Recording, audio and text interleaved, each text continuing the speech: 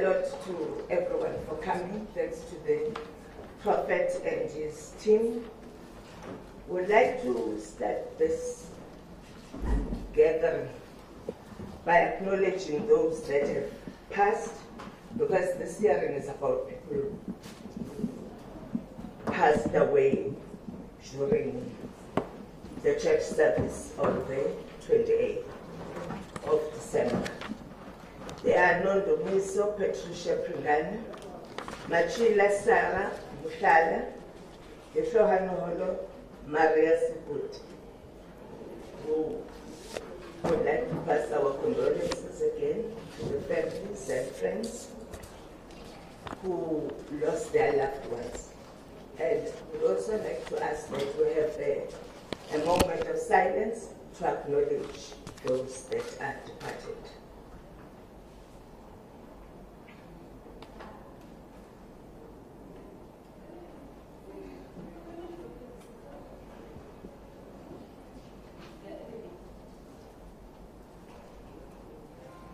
Thank you very much.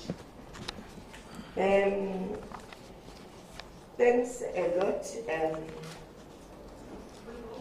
Let us start by giving a background as to why we instituted these hearings. The aim of the hearings is to find out what happened. We first started with the mediation, which we informed the media about. And then we decided the mediation process needed to be taken to another space of hearings because there were a few discrepancies, a few conflicting facts. So we needed to take it to a hearing. Those of you that have been part of our hearings, you should be familiar with them now. What we normally do is to start with the swearing in of people who will be presenting. We take it, you already have a list of people who will say anything. Better have more people than less. We understand that maybe it's not all the information that will come from Prophet Bushiri. The other members, I see you've got a big team. So whoever needs to be sworn in will be sworn in. And then secondly, after the swearing in, we will then commence. The process, we've got several people who will give evidence in these hearings. We'll start with the CGE Church, ECG, you see, old age, that's right. ECG Church, and then we'll then have Sanko, and then tomorrow we'll have the Tshwane municipality and the Joburg municipality. Only tomorrow. We understand that Sanko has brought the family from Pretoria. They'll be part of the Sanko presentations because they wanted to say something. Right. So what I'm going to do, what we normally do, is to then hand over to our legal team, the two commissioners on my right, to swear people in. Have you decided who's going to speak?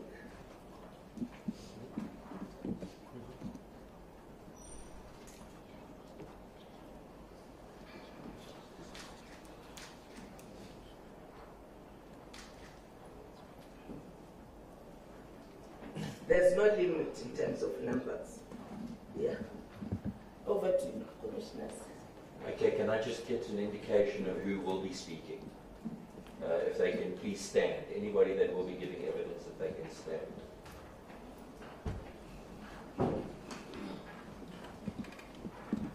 Yeah, just something. Okay, do you mind taking an oath, or do you want a solemn affirmation, which you prefer? The oath is before God, the solemn affirmation is the affirmation of the oath. Okay.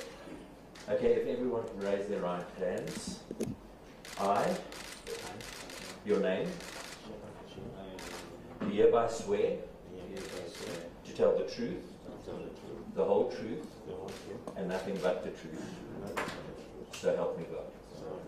Thank you very much. You may be seated. How I'm going to conduct this, I will hand over to you to give an overview of the church. When was it established? How was it established? How do you normally go about before you have an event? What legal issues are looked into in terms of permits and those types of things generically? And then we'll then zoom in into the event, the incident we're talking about. But let's first get a generic overview, then we'll zoom in into the event. What we'll then do after the first person has presented whatever, I might have points of clarity. Thereafter, I'll hand over to the commissioners to then get to the points of clarity as well. So I'll hand over to Shepherd Bushiri, and then we'll hear what he has to say. Thanks. Thank you so much. On behalf of the Enlightened Christian Gathering Church, I'm hereby to make a brief presentation of our brief summary this morning. First and foremost, I'd like to observe our protocol. To start with is an introduction of our church, ECG Church. First of all, ECG Church is an arm of Prophet Shepherd Bushiri Ministries, in short PSBM, which was founded by myself, Prophet Shepherd Bushiri, in the city of Mzuzu, Malawi. The church began its operations in Malawi in 2010, and over the years expanded the establishment of branches in different countries, among others Zambia, South Africa, Botswana, Kenya, USA, India, and Australia. Operation South Africa began in 2012, wherein it was formally constituted and legally registered with the CIPC. I then joined South Africa as the General Overseer later in 2015. As of today, ECG has branches in over 178 countries across the world. All these branches are governed by an umbrella body, the ECG International Church, which has its headquarters in Pretoria, South Africa. And I am the president of the church. The church has 3 regular weekly services, namely the Monday night programmatic service, the Friday night midweek service, and the general Sunday service. Currently, an estimate of about 15,000 to 25,000 people attends these services. Besides these services, the church also holds an international visitors program every fortnight. The program entails people traveling from various parts of the world to have a one-on-one spiritual moment with the prophet. Each program brings roughly around 30,000 people on average. Apart from the international visitors program, the church also holds annual and biannual festivals and events such as ECG Youth Magnets Festivals, Women on Fire Conference, Iron Men Conference, Salvation Festival, School of Seers, Pastors Conference, and the weekly stewards meetings. And in each event, roughly holds about 40,000 to 60,000 people. Further to that, the church also holds crossover night events on 31st December every year. Between 2015 to 2017, the church successfully and diligently held crossover nights at FNB Stadium in South Africa, consistently attracting not less than 100,000 people across the world. Last year, the church had another 2018 to 2019 crossover night event at Pretoria Showgrounds, attracting over 60,000 people due to the job application that made us to have the minimum number of attendees. Further to this, the church also manages global prophetic tours in different countries with a goal of winning souls for Jesus Christ. In these tours, the church, led by the prophet, myself, preaches to tens of thousands in stadiums, halls, and open grounds. In 2018, I traveled to over 58 countries, and among others includes USA, India, South Korea, Australia, Uganda, Tanzania, Nigeria, Malawi, Zimbabwe, Kenya, and different provinces of South Africa. Our estimates through our records indicate we managed to win more than 2.5 million people for Jesus Christ. Our contributions to the society. Beyond evangelism, our church has done and continue to do so much to contribute to the South African society, both through direct injection to the economy and also through our charity programs. The South African economy, through the city of Pretoria, has benefited so much through the religious tourism engineered by our church. Unlike Cape Town and Durban, Gauteng is not so much of a tourist destination. However, through our fortnight international visitors program and other events, we have over 9,000 people coming to Gauteng every month. Pretoria, to be specific, or rather Tshwane. In research conducted by Dr. Asha Ani from Tshwane University of Technology, reveals that ECG congregants noted 90% stay between 1 to 2 days and 20% stay in commercial tourist accommodation. This basically proves the economic impact of religious tourism due to operation of ECG in Tshwane. Besides that, ECG also has been robust in doing charity works in South Africa through our charity arm, the Beacon of Hope.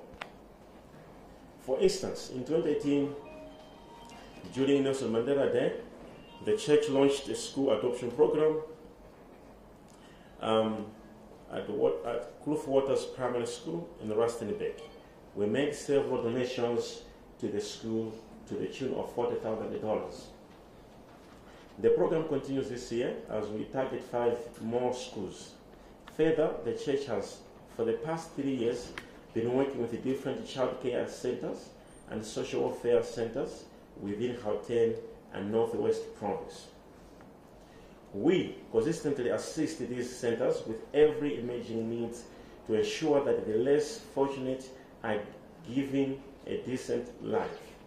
Some of the centers include Pretoria Child Care Center and Lebohang Orphan Care Center in Pretoria, and Krodo Shelter for the Homeless in Rustenburg, South Africa. This year, our team has lined up several charity programs which we are officially launching in this coming month of February in Limpopo.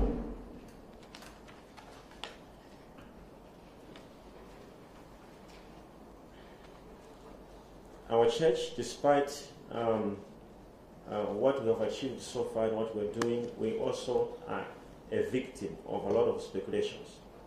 Despite the continued growth, our church has the undeniable positive impact on the South African society. Our church has, for years, suffered so much because of what I would call speculation. We have been victimized as a church, called all sorts of bad names, and sometimes punished based on outright falsehoods advanced by faceless groups of people, mostly on social media. Here are some of the examples. We have seen the media telling the public that I once said that South Africans love our church because they believe in magic miracles, unlike Malawians who believe in God. I have never said that. It is all lies. I challenge everybody out there who has such a recording of me saying that to come forward and face me with. We have also read stories circulating on social media that our church sells the blood of Jesus, and that my wife was pregnant of the Holy Spirit They are all lies. Come to our church and inspect our materials. We are open and accessible. We also have stories that the church charged 25,000 rands to people who want to sit close to me at a gala dinner. The church doesn't even know who created the so-called poster, and the church has never had a such gala dinner. We have also read in media that our church charges people for me to pray for them. That's shocking. We also call for such people to disguise themselves as congregants and find out if we charge people for prayers. We don't do that. There's just so much of these falsehoods out there that fuel speculations against our church. We are pleading with the media to challenge these speculations with the facts in our reporting. Friday, the 28th December 2018 incident. Despite an invariable 4-year incident, free history of crowd control as seen from different events and services that we have domestically and internationally hosted and managed successfully so far, the church experienced quite an unfortunate incident on the 28th December 2018 during its Friday midweek service. It was a regular Friday midweek service which starts at 18 hours. Congregants would normally start entering the halls of prayer within about 15 to 18 hours. However, on the particular day, Pretoria experienced unexpected high levels of thunderstorm that were accompanied by heavy rains and lightning. Most congregants were caught off guard. As a result, panic resulted as most of them began to run for shelter in church halls. It was this panic that caused the stampede at one of the halls. The church has an on-site paramedics company which handles all emergency activities within its premises. The immediate report we got from them was that there has been a stampede at one of the halls, and using the ambulances, they have evacuated 9 people who have suffered different injuries with varying intestines. Further, they reported that of the recorded 9 evacuated, 3 were heavily injured and had been taken to the approximate clinic for immediate attention. The rest were taken to a government hospital. They also assured the church that everything is in control and being duly and professionally handled by them. As most of the people attended hospital were readily linked that the number of those who injured increased to 17 people. We were informed that most of those people are attended to clinic and hospital using other means such as private vehicles. Acting on their assurance, the church advised me, as I was not on the premises by then, to proceed with the service. Based on that, I arrived at the church and proceeded to be part of the service. It was in the last hours of the service where I was on the pulpit when the church was informed that the 3 that were heavily injured had passed on and confirmed dead at the clinic. I was briefed after the service. Immediately after that, the church was faced with the 2 pressing issues to oversee and manage. 1, the injured in the hospital, and 2, the 3 that passed on. It must be underlined here that the church was not hands-on in handling these 2 key issues. The paramedics, as professionals, took a lead in everything, while the church only took the responsibility of facilitating every professional instruction from the paramedics. As part of that, the church facilitated accommodation and transportation of all the injured congregants who, after treatment, were discharged. As for the beloved 3 that passed on, we were assured by the paramedics that they are making all the necessary legal and medical arrangements that guard funeral processes. The church administrators went to bed as late as 6 hours Central African time of the 29th of December 2018. We were assured that everything has been handled professionally. The church only came to know through the media that there was a case of bodies being moved from the church without the police and taken to the private mortuary. We also further learned that the Southern African Police Services had, based on that, opened a case of defeating the ends of justice against the church. It must be underlined here that the church left the management of the incident in the hands of the paramedics on the scene. From their report, there were only injuries at the scene of the incident, not deaths. The 3 died at the clinic as they were receiving treatment. However, the church did not have enough details as to what transpired at the clinic to have the bodies end up at the private mortuary. To get to the facts, the church took 2 measures. One, it launched internal investigation that saw Pretoria branch resident pastor being suspended. And 2, the church welcomed SAP's move to thoroughly investigate the matter and even pledged full cooperation and support. Identification of the bodies, burial arrangements, and compensations. The church took sole responsibility to repatriate the 3 that passed on to their final resting place of their family's choice. However, the greatest challenge was the process of identification, which the church is greatly indebted to SAPS for making everything possible. The church can report here that the remains of the 3 were buried at places of their family's choice. The church took all the responsibilities in liaising with the beloved families, facilitating the repatriation, and most importantly, leading the ceremony in other areas, or in other areas being officially present to be part of everything. Together with my wife, Mary Bushiri, I have personally met and condoled 2 of the 3 families. Consultations are underway for me and my wife to meet the remaining family. Despite being an accident, the church, as earlier communicated, took responsibility of everything that happened because 1, it happened at the church premises, and 2, because those that passed were members of the ECG family. Because of this, the church is morally compelled to work on a compensation package that will help meet the responsibility gap left by those that died. The church has also commenced insurance claim process against public liability insurance, to which we request support of the bereaved families.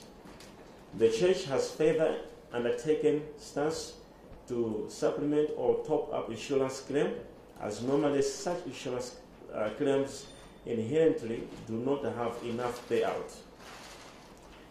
In a view of this, the church sought advice from the CRL Rights Commission on how best this can be handled. The CRL Rights Commission moved that it will handle all the compensation package process and the church will only execute. As we stand, the church is still waiting for the CRL's direction. Compliance. It is important to note that the church has its health and safety policies in place and all supporting guidelines connected thereof. It is well known that in terms of the Safety at Sports and Recreational Events Act 2010, Act 2 of 2010, SAFRI, the seat of Tswane has the Joint Operations Committee, JOC. The seat will confirm that this committee is fully functional, to which the church is part of.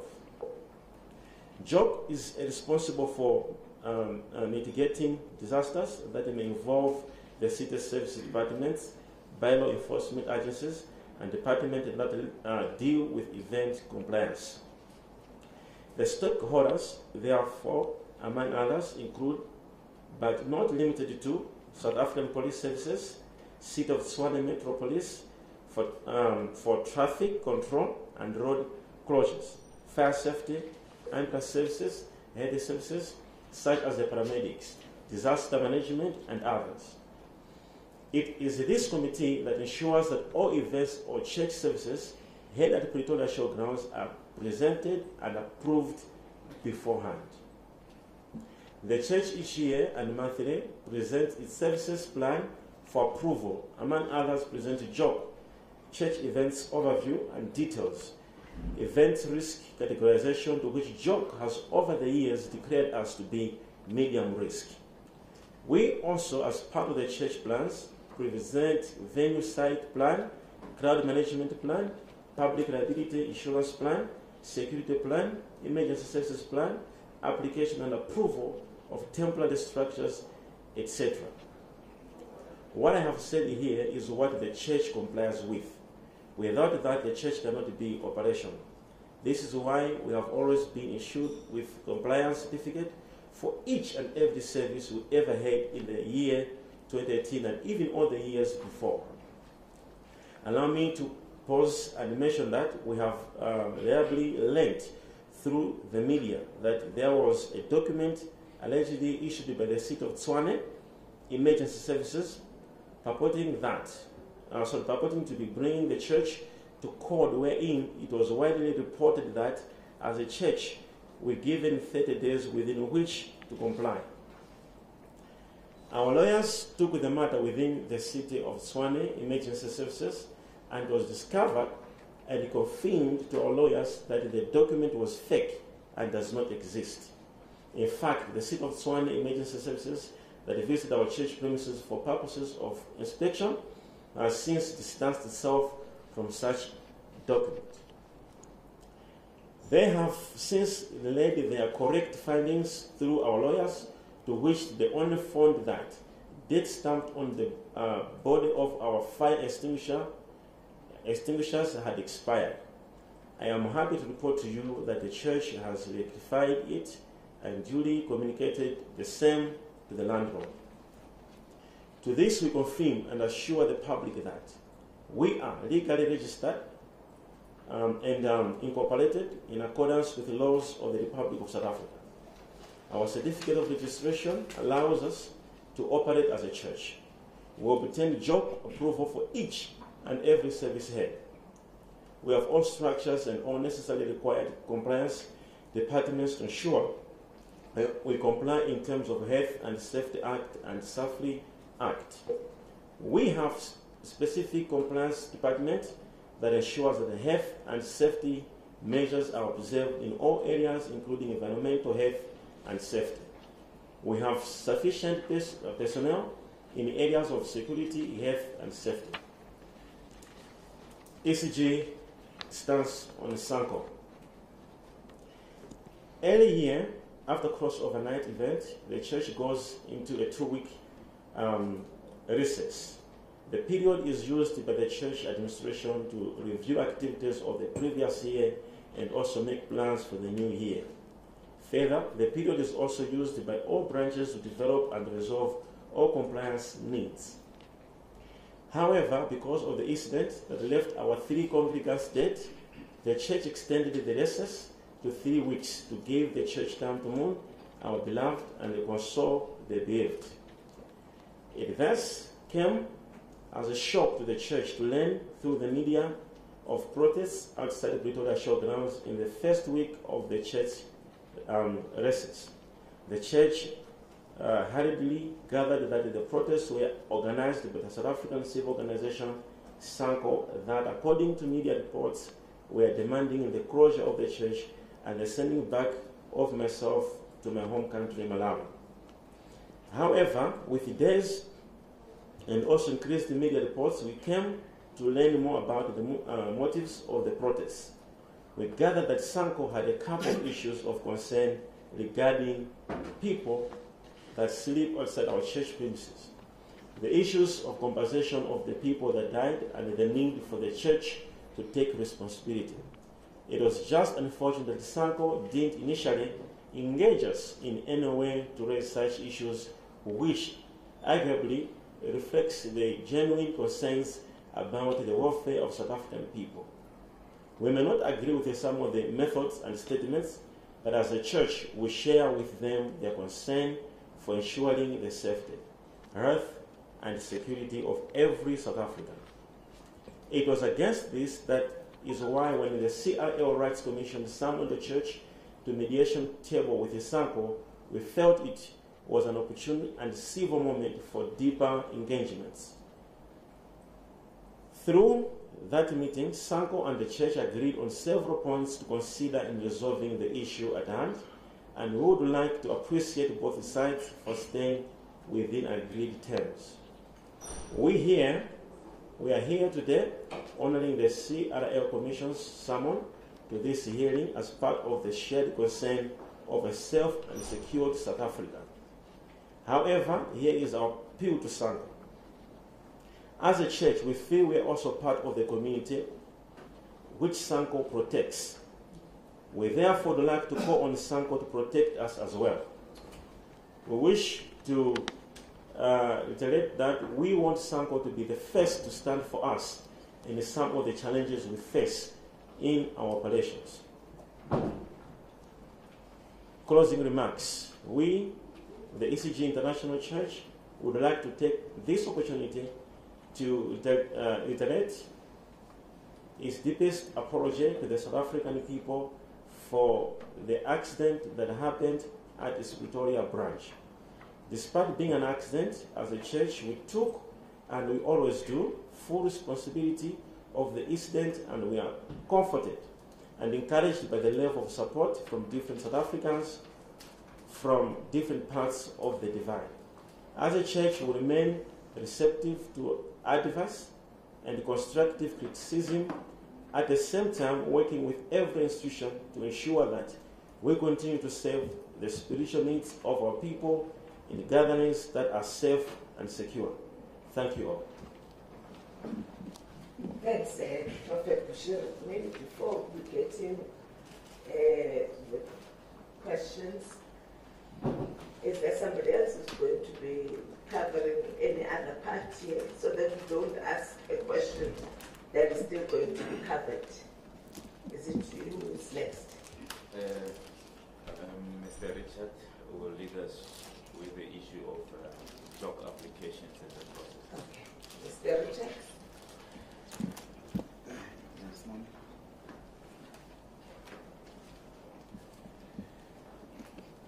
Yes, my name is Richard Kamoto Ashan. I'm the Environmental Health and Safety Advisor for ECG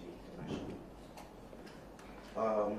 In terms of church compliance, we have got a full health and safety policy in place, which is actually displayed across church premises. We have our health and safety manual, which contains all the procedures that guide the church in how to handle and including the measures to mitigate any risks and everything like that. So we have evacuation procedures in place. We have risk assessments that we present before job. The church being conducted at an event center, it subjects the church to job compliance requirement. If we were maybe in another premises, like our other churches, we wouldn't be subjected to job. But because we do our services at an event center, which actually falls under safety at sports and recreation event impact, that's why we always have to make sure we obtain job approval before every service. There, in order for us to conduct the service, we've got stringent rules and regulations that we have to follow, which include having measures in place to make sure that every person on the premises is safe and danger. We are required by JOC to have sufficient security personnel, which are all registered under private security industry regulatory authority, which actually matches with the number of the services. So each and every service we do the head count, we know the number of people we have, and accordingly we have the sufficient security personnel. Secondly, we have the services of the emergency medical services, which we contract out, and we ensure that we make sure that those services are provided by the people or the company which is registered under the national section 1 of the National Health Act. We make sure we check all those things. And thirdly, we have sufficient marshals to control the crowd, which also depends on the number of people. So we always have meetings on a regular basis on the Safety and Security Planning Committee, which is also part of the job requirement, which involves all the stakeholders in terms of public safety. We have the South African Police Services who attend that one, chaired by the authorized member as required by the Act. We have the emergency services and disaster management. We have the city engineers, and also us as the event organizers. So each and every event that we conduct, we make sure that we comply. We have all those things in place. And also we have a number, we've contracted out the services of an event safety officers who is on the premises on a full-time basis during the event. And that one is charged with the responsibility to make sure that all our policies and procedures are being implemented on site during the services. Thank you. Okay. Anybody else? Okay.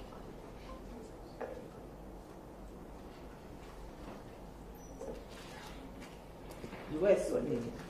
Yes, I was. Thank you very much. We just wanted to just add a few other issues and perhaps reiterate. My name is Maynard Manyoa. I'm from the Communications Department, and I'm here with my colleague Ephraim, who's the director. Part of the misconception we thought we should address is the first one is that we don't make money from the church, despite several reports and unfair reporting that seeks to paint the prophet as somebody who is out to milk the pockets of the poor. The people who come to our church are coming for salvation, they're coming for good news, and they're coming to listen and understand the gospel of prosperity as it is preached by the prophet. If you look at our attendance numbers, people when they come to church, they tend to give you 1 rand, your 2 rand, your 4 rand. If you combine all our attendances, it's barely enough to be able to just pay for the rentals alone. Outside of that, you look at the other costs that the church incurs. There are pastors who are employed, there are security personnel, there are people who perform different duties in the church who need to be paid for. We have church offices, we have buildings for which we pay rentals for. Our contributions to charity, for example, are maybe 10 times more than our own rentals.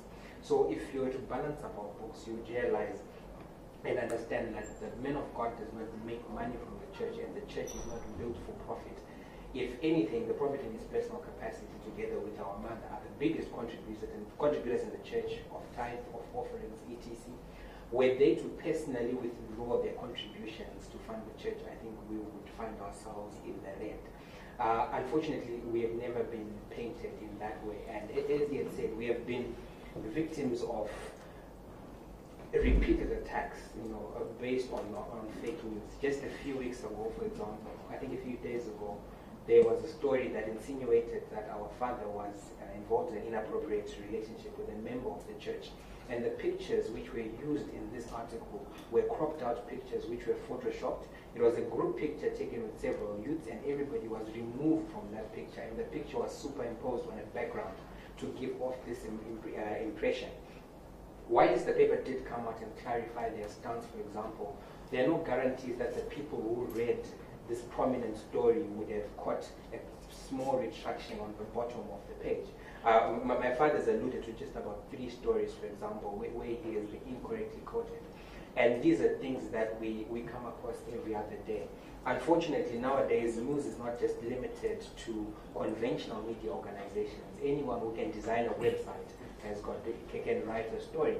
We have been assaulted at length by a newspaper called Mzansi Latest News and Jokes, for example, which has 900,000 followers. They have written stories which are wholly untrue. Quite recently, we've also been victims of reporting by news websites claiming that the prophetess was on her deathbed. As you can see, she's standing right next to us. And all of those things are untrue. And we just wanted to reiterate that we're not just victims of speculation, but we are victims of misinformation. The Prophet being a global brand, everybody who runs any kind of news website feels it necessary to ride on his wagon, and we come across these kind of stories each and every single day. And the last point was that what we also just want to reiterate is that the ECG Church in Pretoria is not a church for foreigners; it's a church for South Africans. Outside of the country, there are several other ECG branches, as our father said, in Zimbabwe, in Malawi, in South Korea, in the US. And the local people in those places are the ones who attend church services. ECG Pretoria is just about one branch of the several branches that we have across the world. Thank you. Okay, thanks. Anyone else? No one. Okay, just a few questions of clarity. What is the current situation with the church now? Is it running? Is it not running? And if it's still not running, why not? And if it's running, what systems have been put in place? Thanks, Madam Chair. Currently, like we will always do each and every year, we've submitted our applications to the job for compliance certificate, which will be being issued with throughout the year for the years of operation. We've done so. Allow me to inform you that our application has been granted to the effect that we're sitting here today with a certificate of compliance to say we can proceed with our normal day-to-day services, which we're starting this coming Sunday, the 3rd of January.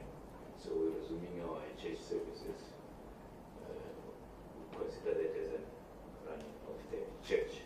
Other than that, we've been having our normal activities which we normally have, such as the international business program, prayer meeting, prayer and fasting programs. So officially we're resuming on the 3rd of February. And at some point during the mediation process, the church mentioned the issue of a memorial service. Are you still married to that, or are you just resuming the normal situation? We're still proceeding as planned. We'll make an official announcement when the church service resumes on the 3rd. We still have orientations to do so.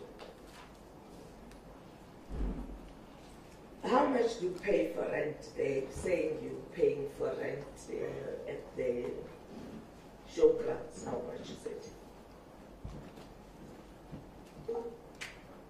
The rent that we pay, it varies per month, and the reason for such variation is due to the fact that on an ad hoc basis we'll use certain halls, or sometimes we may not need certain halls, depending on the service that we have. Like on a Sunday, with the number of people that come to church, we at all times require to add certain halls. So based on that, the rental amount comes to an average of between 800,000 to 1.1 million every month that we pay for rent. Can we go back to the event in question? On that day, how many people were there? Look, it's difficult to give an exact figure, but given by the standard of a normal procedure, we can safely say at most we're reaching maybe close to 15,000 people. That was on a Friday service, which we normally say is a delivery service.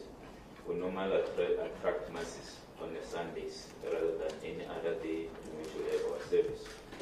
So on a Monday normally, such as when we have diplomatic service, we know we normally average around 5 to 10,000.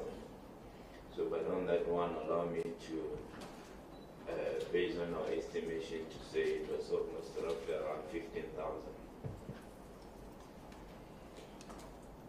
So normally you'd have, let's say on this day, you had 15,000, your estimation. Out of those 15,000, how many were inside and how many were outside? There's a hall known as Hall C. This hall was at that time full capacity. It normally takes around 4,000 to 6,000 congregants. We, at the time, opened the hall, which is Hall H, which is normally referred as our main hall, and overflow, which normally carries combined 4,000 people. And this also normally have our Hall A, which also takes around 4,000. So that's what the situation is. But there were also people outside, who were outside on that day. How many people were outside who were not in hall, whatever, hall A, H, and C? How many people were in the outdoor overflow, that's what I'll call it, who were not under a roof? Look, I think on the day the focus was on Hall C, which I have already indicated that it was full. So people were directed to the other hall, which is Hall H and overflow. So these are the people as they were coming in. They'll go straight to Hall C. Remember, Hall C was, during that season, we're using our Hall C as main hall. So whoever comes through the gate will walk directly straight to the main hall, which on this day was Hall C. So these are the people as they were coming in were fine to be loitering, moving around, because they will most of the time, or people whenever they come to the church, they want to go where the prophet is. So that has become a focus area where everyone was going. So this, by that I'm illustrating that it shifted the focus to the other halls. And this is when I say that in this hall, see we had 4 to 6,000 people. The remaining or the balance of the 15,000, these are the people as they were coming in, were directed to Hall H and Hall A. So these were the people who were walking up and about to proceed to those other halls, as the whole main hall, which is Hall C, was full. So to estimate, allow me to say roughly almost 4,000 people, I can estimate that they were outside heading towards the direction of the other halls which were open at the time. So this is when the storm came in. I think too. Okay. I think also to add up what he's saying, the stampede not happened to the main hall of that day. The stampede happened to the overflow of Hall H. And it is not people who were inside trying to walk out when the stampede happened. It is people trying to enter into the halls. And as he indicated, as also indicated into the report, that day we had a storm in Pretoria. There was a heavy rains in Pretoria. So those who were outside waiting to enter into the halls, as he has said, that we first fill one hall, then the other hall. So the hall which I was supposed to be in was already full. And so people were still outside waiting to get into other halls. That's when the storm happened. There was a heavy rain. And that's when people now were forced to enter into other halls because to find shelter. And that's when the incident happened. I think that's what you were asking. Yeah. But that time there was, in this whole particular hall, there was a stampede, there was no any person when the stampede happened. So it was people trying to go in. That's when the stampede happened. Okay. Maybe I'm reading too many news feeds. Were the people sitting outside or were they coming in? Was it because the halls were full and then they were sitting outside and then the storm started and then they rushed in? Or were they arriving at that point? Normally what happens from what I know is when people arrive, some people enters in the hall where I am, the big hall, which is called the main hall. Those of come area, they enter into that hall. Due to the masses of the people that you attract, you would normally find so many people coming, and you have got a tent, a big tent, which is called the holding tent. We call it the miracle tent. So people normally go and sit in that tent, waiting for the directions of marshals to be told where they must go. So I think that's much you can explain. It's a technical answer, which you can answer what normally happens. But then when people go into miracle tent, they are laid into different halls by the marshals at the church. So by that day, the first hall was full, which is the main hall. And there were people who were arriving, who had not yet entered into the main hall, trying to find where to enter. As we have said, that normally people will be rotating around, others buying food, others maybe waiting to enter in other halls. So these were those who were outside, some just moving around, waiting for the time for the service to find other halls, as the main focus of the hall was already full. So normally when it's full, some people will be waiting outside, knowing that they're going to have other halls which they will enter eventually as overflows.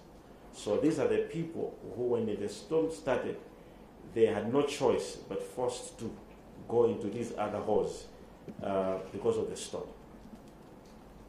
Okay.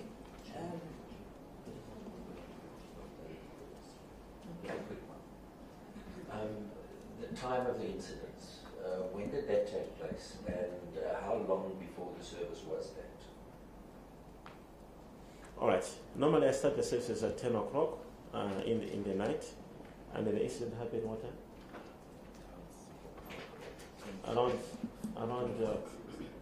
Around 5, 6. That's when the incident happened. Okay. You were supposed to add something? Do you want to add something? Can you switch off Prophet?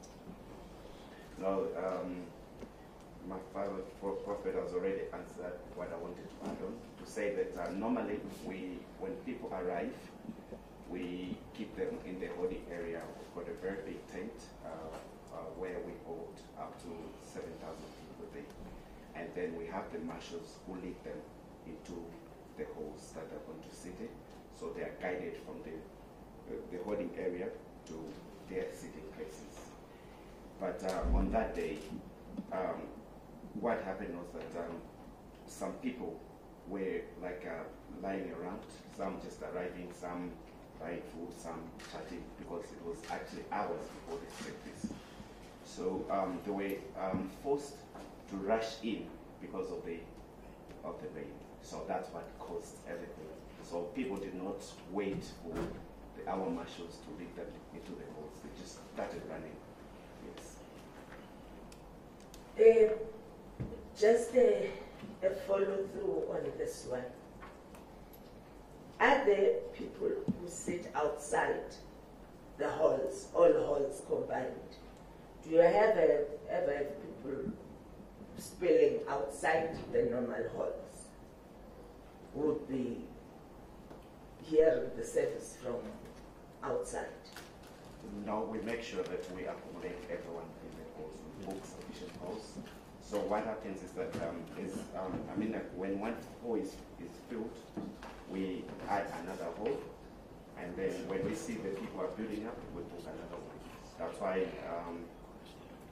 we say that the rentals vary because there are sufficient halls there, and we book some of them on ad hoc basis. Okay. To add on what to add on what you're saying, and also to follow up on your question, we normally have an area which is referred to as an open ground. So this is when we accommodate the spillover of people that you normally have. But This rarely happens. It only happens once in a blue moon when the prophet announces something special that it will happen on a day such as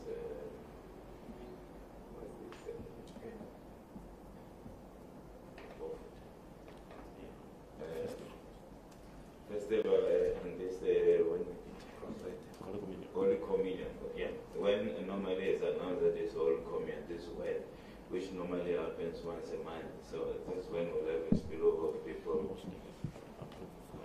We find people that are sitting outside, which you refer to as a spillover. And as far as the compliance issue is concerned, we've done our best to get approval for that. However, there's a room of improvement there as well, which now we've undertaken as a resolution on our side to make sure that no spillover, no matter Holy Communion or special services. Chairperson, in your overview regarding the entrance of the church in South Africa, and you did mention also that its growth necessitated that you make a sufficient provision for security and marshals. Now, I want to know on this particular day, what was the role of the security and the marshals? Because my understanding is that the marshals must direct people as they come to hall A, B, C, whatever. What was the role of these three very important staff members in your organization on this particular day? Oh, thank you so much. You will note that our church has a lot of people who come to church. And first, let me bring this to attention. The overflow of the whole H where the stampede happened actually is the smallest place compared to the other big halls which a stampede didn't happen on that same day. Our church, when people are coming, they don't come one or two when they're entering at the gate. We have got thousands entering, especially that time, around 5 or 6, with thousands entering. As I earlier said, to say on this particular day there was a storm, and these people who had just entered, these thousands who were just entering, before they even went to the miracle tent, that's when the storm happened. And they had no choice but to find shelter. And that's when the stampede happened to the hall, which actually is a very small place of the event. So it was beyond their control as marshals to direct the people. As we initially said, it's something that was not foreseen or something that the people knew it would not happen.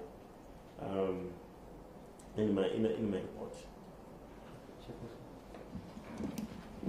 In your job preparation, is storm or whatever not part of the risk for which you must prepare? We actually, it's taken as part of emergency preparedness procedures, but the way it happened, it started suddenly.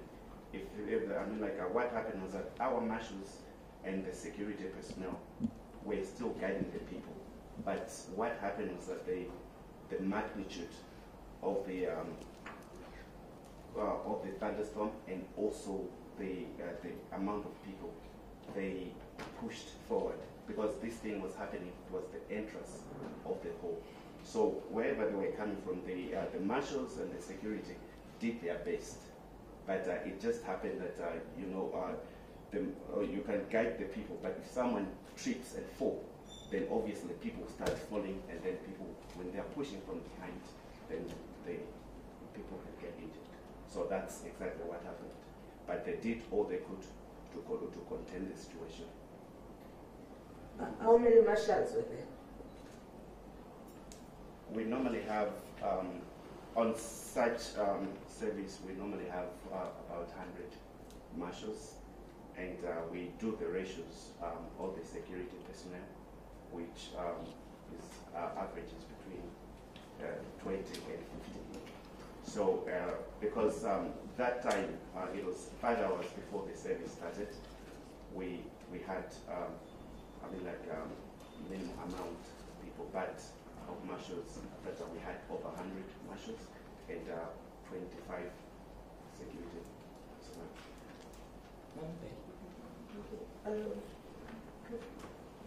Good morning. I think my question would be, I'm grappling with numbers, the 7,000 of the tent and the 4,000 in the wall. When the disaster occurred, in a normal space you're saying the 7,000 wall is the holder. It can hold 7,000. And the wall is 4,000. Already the stampede is occurring. I'm trying to figure out that if marshals were there noting the 7,000 and the 4,000, meaning therefore if they go to the wall, already the space is minimum, as compared to even if they would have, as occurred if they've gone to the tent. Maybe also my question would be, what measure did you use or tools you use, seeing that the numbers would be more going to the wall instead of them going to the tent? Is there a siren that you use?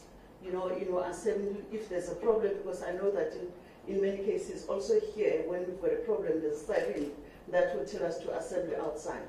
So what measures would you have used to caution, to say already the wall is overflowing at 4,000 and we have a space of 7,000 that people would have gone to eat? I mean, the marshal redirecting them to the 7,000 when they see that majority are running to wall edge. What tools did you use if you did not, and why? And why were they not, directed immediately? I understand what you're saying, Prophet, but I'm asking, if you looked at the numbers, they were too big and the wall is small and there's a space of 7,000. I'm trying to understand it. All right, thank you. As we said it before, to say the incident happened not to the hall where the main service is supposed to be, the main hall. The incident happened, actually, most of our marshals were even surprised that there's a stampede. As we have said, these are people who rushed to a place where they were not told to rush to. These are the people who wanted shelters, as we have said it before. So it was, we have a system that we have put on safety. It's a system that all our church members, they know and they follow. It's a system that, as we have said, we have been in Pretoria. We have opened the church in 2012 in South Africa, 7 years now operating. And the majority of our time we've been there for 6 years at the same venue. We have never had such incident. 3 days later, after the incident that happened Friday, we hosted a biggest event in the same venue, and we had nothing of such report happening. On the again on the 31st December, we had the biggest event. We had actually also storm, but we had also rain throughout the night. But we managed to control the situation because of the measures, safety measures, which we have in place. But on this particular day, as we have said, that these are people who are moving outside. Maybe some were buying food, some were just arriving. They are not yet used the system which we normally use. So these are the people who just rushed when they saw the storm. They just rushed to an overflow, which we had not yet assigned the marshals and everyone else to control. But otherwise, if we didn't have the marshals on that, they would have a very big disaster. But actually, it was minimized because we had the system in place, everyone in place, and like this particular hall, where these are people who are maybe closer to that hall, they just rushed on their own into that hall, and the incident happened. But otherwise, in all other halls, we didn't have such type of issues. There were measures and controls that happened. Okay. Maybe to go back to the question of marshals and how they marshal people in. So this was how many hours before the actual service started? It was around between 4 and 5 hours before the actual service. Okay, so it normally happens that people arrive early, as the prophet said, and then hours before the service actually starts. So when people come in, they are marshaled towards the main hall, firstly. When people arrive,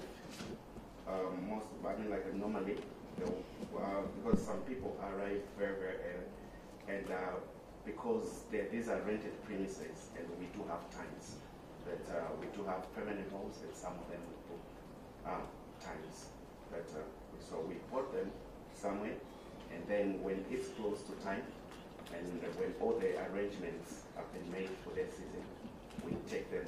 There are marshals who welcome them from the entrance, and then take them to where they're supposed to wait, and then we take them straight into the halls. When one hall is about to fill, we start leading them.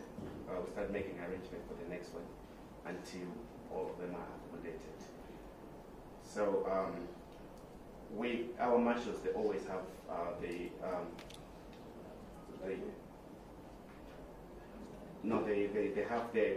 have their radios, which they use to communicate with each other. So we do have the systems in place of communication on what is going on or what is happening or what needs to be done next. So on that day, it did not happen because of the numbers. It happened because people were just rushing and they tried to beat the system because they were in the habit to run away from the way.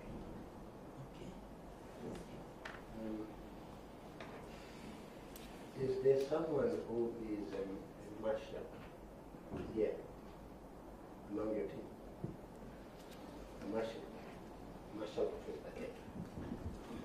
The marshal is not represented here, but I do write the procedures, so I think I can answer some of the things.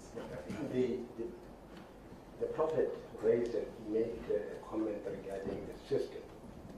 There is a system that is put in place, which I think older members are aware of.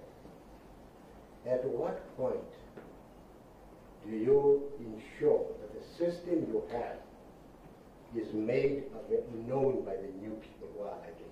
At what point?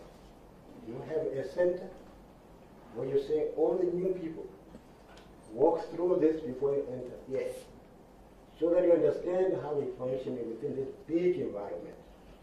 Because it's an environment which anything can happen at any given time. I just want to know that. Which is why that question I would ask a marshal, but not just. Okay, just maybe I might not be able to answer as you are expecting, since you say you want to speak to the marshal. But in terms of the such procedures, as I said, I do write those procedures. As a church, it grows day by day. We always have new members all the time. Now, as an event as well, we don't have sufficient time because people come at different times, whereby to induct delegates on what to do, because they come slowly, maybe in tens, in 20s, in hundreds, in thousands. So it's very, very, that makes it difficult for us as a church to have an induction session for the people. But what we do is we have, as I said, we have sufficient marshals, and we make sure that we have sufficient security. And this security are not our own security. The venue itself, Twaning Event Center, has got experience of handling large crowds. So they're the ones who provide the security. We sit down, we project the number of people, and then we hire them accordingly. So from the entrance of the gate, the people are told what to do, where to go by our marshals. And then the security, they work as reinforcements.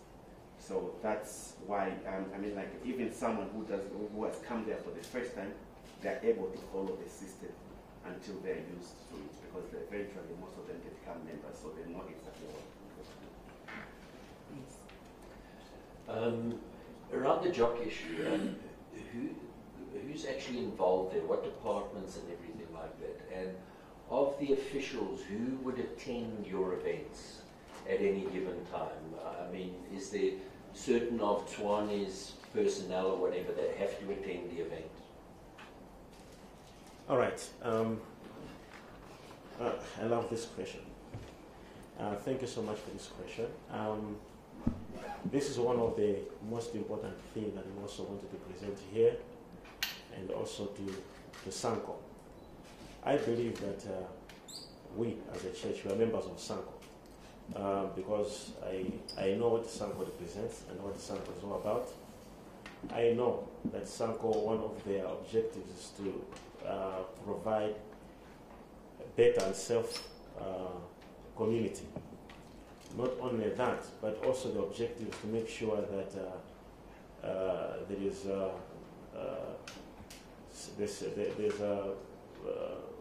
the delivery, service providers, their deliveries are well and good for the communities. We as a church, we normally apply a job, compliance certificate, which we normally get, and we have had events happening in Gauteng. Shockingly, each time we have an event in Gauteng, the same certificate which we apply under job, we have got everyone on the ground. Remember, our church is categorized as an event at Tshwane Event Center. We don't meet there as a church. We meet as an event. So the certificate which we normally apply for is not a church certificate. We apply an event certificate. Meaning to say that we are supposed to have the backing of the city, starting from the metropolis to control the traffic, since we've got a lot of cars there, the disaster management, the patrol, and also the paramedics. We think that since we comply to job, we suggest or think that these services are supposed to be part of the provision towards our programs which we do as events. But we have never had such type of services being given. We believe we're also the community, and the church is the community. And if in any case, actually, Sanko was supposed to be on our side to fight for us, to say what is happening with the church, where are the services, where are these things, why is the church not having the following? Because at the end of the day, it turns out to be a Bushiri issue. It turns out to be an ECG issue. But we ask also here that Sanko should help us, stand with us, and make sure that we have also the services which we need. We also request the city of Tshwane to work with us hand in hand, because we're the community, over our programs which we do at the Tshwane Event Center. When we go to other in Rustenburg municipality, when we do the same applications, we have got everyone in place. For example, yesterday we had a leaders meeting in Rustenburg. We had everyone. We had the disaster management in the place, the law enforcement in the same place. But we don't have these services in Pretoria. We have never had that. I remember when we have got services which we apply.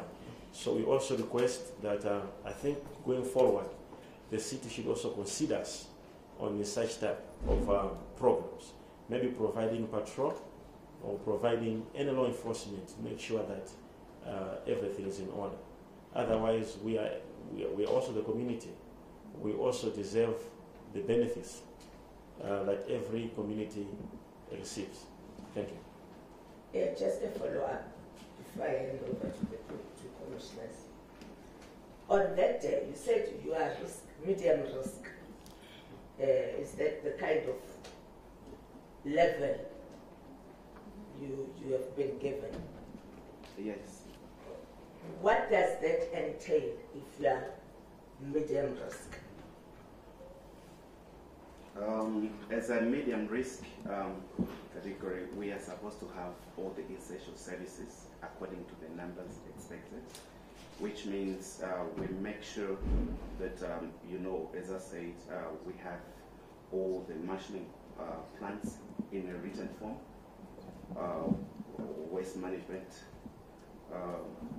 plan, security plan, marshalling plan, and we have adequate sanitary facilities in place, and we also have crowd control and emergency procedures in place in written. Okay, who was supposed to be there? What services? Because the prophet says there are services you're not getting. Switch off, please. There are services you're supposed to be getting that you're not getting. I want to stay there a bit. Who was supposed to do what from the city? Yeah. Okay, thank you. I think the main issue is that on the day, be it on the 28th of December or like yesterday, we're supposed to have the presence of the police in a form of SAPs. That's what a medium risk category entails. So allow me to say, it's also safe to say on the day of the stampede, we're supposed to have had the police on site. So we will be sitting with this charge that we're facing here today. They comply with that requirement to say they must be at all times be at the area where we have our church service, as also is classified as an event. So we're supposed to have police presence at all times. Okay, you are on this one because I don't want to leave this one. The issue of police presence, because it links up with who moved the bodies and for what reason, and we're not going in there. But our interest is in if the police were supposed to be there, and of course the police are investigating basically themselves, that the bodies were moved. If the police had been there, then the police would have moved the bodies. So the upset, have the police ever been there, or was this just a one day off thing? Or are they always there for other services? As I said, when it's a medium risk, they are supposed to provide in the Act what they call essential services. So those essential services, they include the police presence. We are supposed to have people from the municipality responsible for disaster management. We are supposed also to be supported in terms of medical services in the form of public ambulance, just like any other event.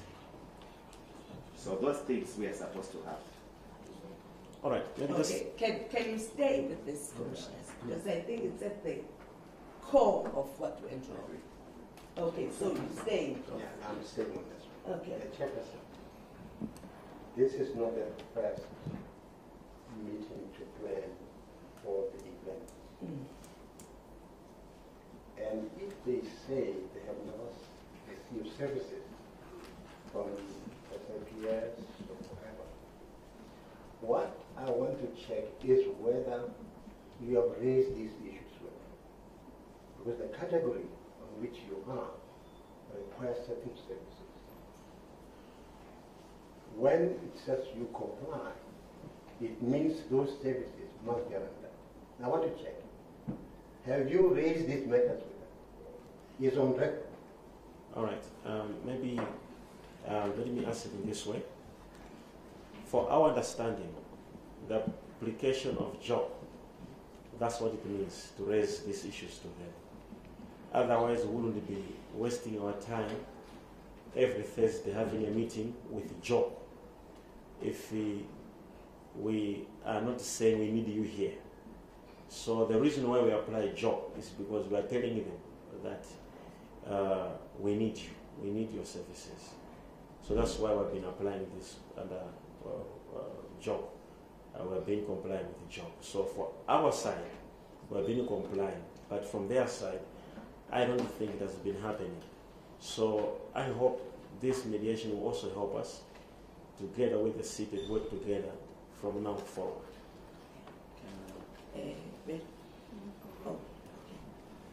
Okay, just to get a bit of history over here so I can understand the process. You guys have been at the church for 7 years. I mean, have you been at the showground for 7 years?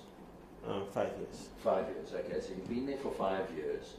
The numbers that you've been getting to the showgrounds, have they incrementally increased over the last 5 years, or have they been the same? For the past 2 years, we're going to say they are much more the same, because we have a strategy of making the numbers reduce by opening so many branches, so that people who are from other parts, they don't come to Pretoria anymore. They attend the churches from their branches. So that's what one of the ways we've used to make sure that the number we have maintained the number. So when we see that the number is increasing at a certain level, we normally do that. Okay, but what I'm trying to understand, obviously 5 years ago when you started off, you had less than you have now because you've become more popular over the years. Is that correct? Yes. So Jock would have seen, because you've been applying for Jock from the beginning, because you're an event, you're not a church. So Jock would have seen the increase in the numbers as they became bigger and bigger and bigger, and they must have been more aware of the requirements of emergency services and stuff over that period of time. I'm just putting it to you, Chair. That, I mean, over that period of time, the alarm bells must have started ringing that this is becoming a bigger event. So how did they adjust your strategy over the last 5 years to ensure that you don't run into a problem?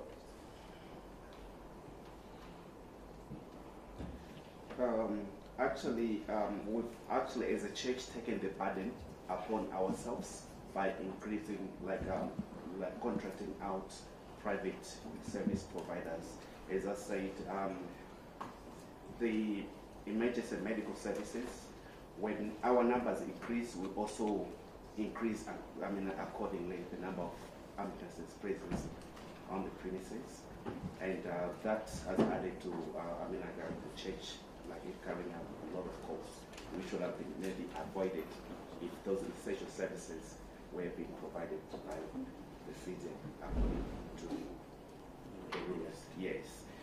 The same thing applies to the security. We also increase the number of security.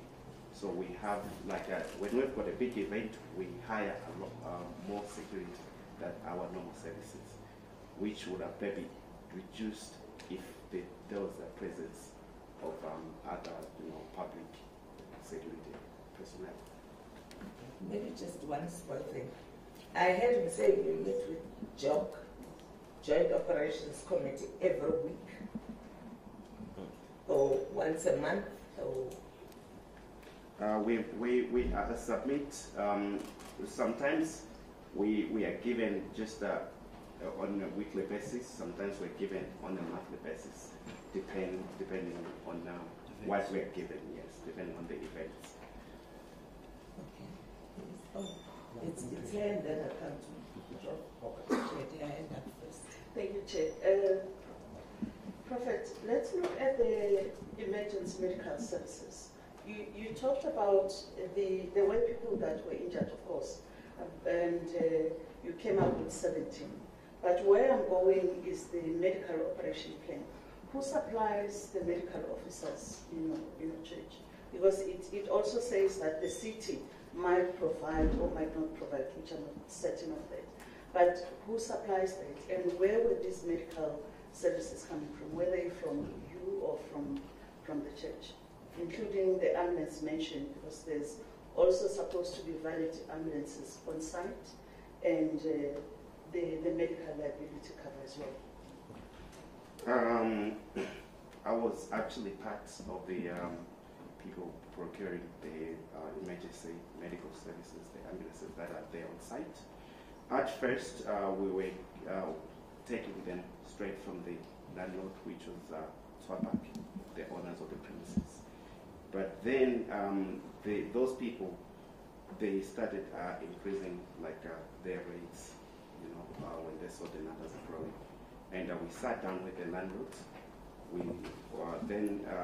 we together jointly identified another service provider called Redicure. They are well established emergency medical services in Pretoria with all levels of paramedics, and actually it's owned by also the medical doctor. So it's a very big and well known with all the accreditation to provide the services. If I may do a follow-up, on an average day, how many ambulances do you have on site? And on that day, how many were they? Normally, we'll have between 3 and 4 ambulances, and we'll have 1 or 2 rapid response vehicles on site. But because their offices are not far from the showgrounds, they always have backup as we need. And if I may add on that day, we have our own in-house, like he indicated, that we contracted to by the name of Redicure Emergency Services. On the same day in question, a backup was called, where in Tswane medical emergency services also came on site. If you follow the news, you'll know that they even made a public statement that they also came to the scene, and they were called to come to the scene as well. So that is part of beefing up our medical team to say they always have such services on standby on the day. Just wanted to say that. On that day in question, when the event occurred, which led to the passing of the 3 members of your church, how much time did it take for both the paramedics and the rapid response to come to the scene? That's the first question. The second question,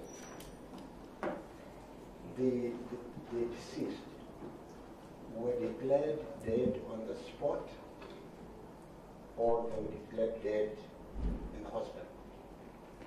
If they were declared dead on the spot, who certified that dead?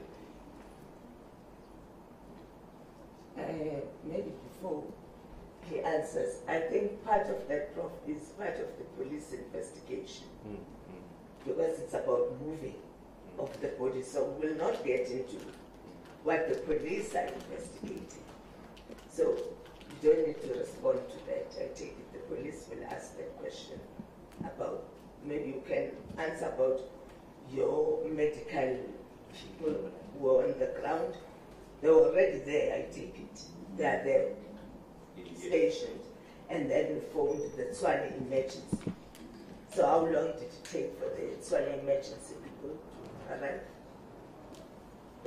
As to how long they took, we mentioned, it's also part of the investigation, I believe. But our ones already are always on site. They were available and quick to attend to the scene in question.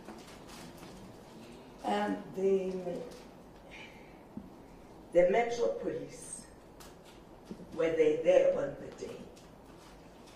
Because what we're trying to work out here is what are the gaps in the system that you normally use.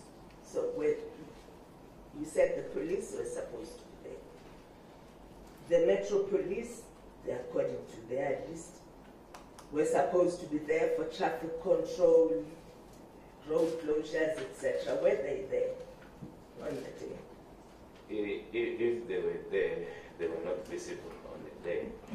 So allow me to conclude that according to our observation, they were not there.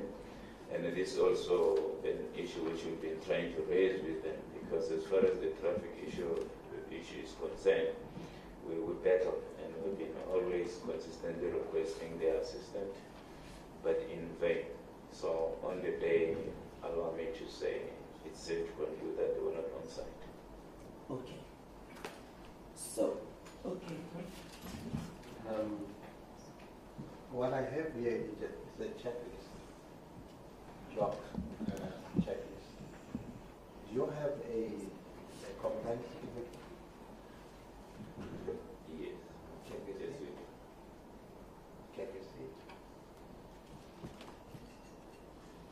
Okay. They'll give us documents later in case they need to be photocopied and whatever. Let's go back to the bigger plan. The church started with how many people when the church started? Right at the beginning. The church started, I think, with about 35 people in the beginning. What is the beginning? What year? In 2012. Okay. So in 2012, ECG had 35 people. And when did the prophet arrive? In 2015. Okay. So in 2015, roughly how many people were there? By that time, there were 200 something. Okay. From 2015 to 2016, you were growing. At what rate, roughly? In the summer 2015, the church grew up to about 15,000 people. The same year. So you arrived around which month? January. You arrived in January, and by the end of 2015, there were 15,000 registered. 15,000 registered. So in 1 year, you moved from 200 to about 15,000. Yeah. Same venue? Yes. And then now you say you have about? Now registered in Pretoria alone is over 100,000. Those who are registered as members. And at the very same time, at nationwide, at the whole country, we have over 700,000 registered as members. Almost to 1 million.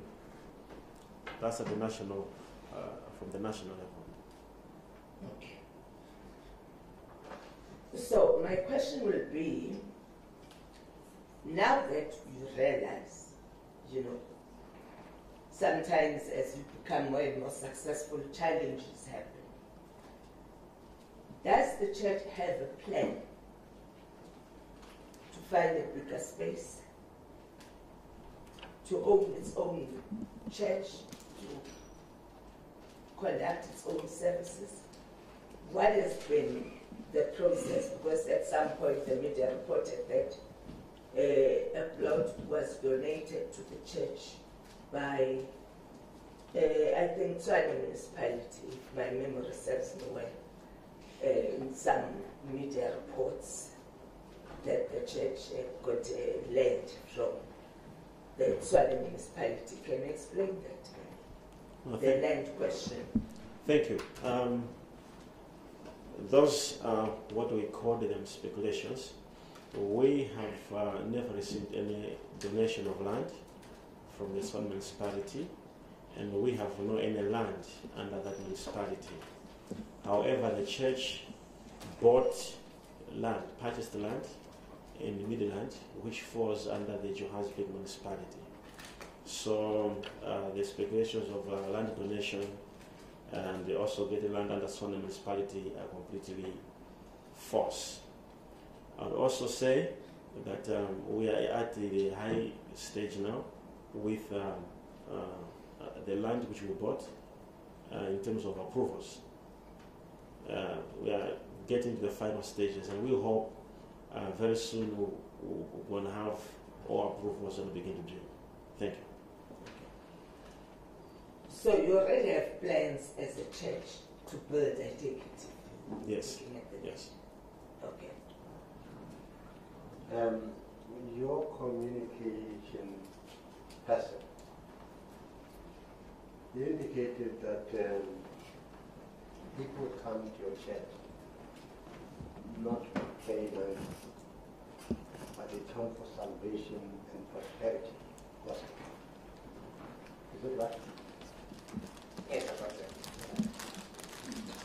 And it indicated that, in fact, the budget of running the entire enterprise, the church, comes from your tithing. Now, you are talking about building, securing land and building. Why are you going to get the money? The reason for this is because when we started with the commercialization of religion, we invited you here. Unfortunately, you were still in Malawi. Your team came. We never saw how much money you were making. So we're not so sure really whether it's money from your pocket, money transferred from you to the church, or money from the community. Would this make sense? Yeah, no, thank you.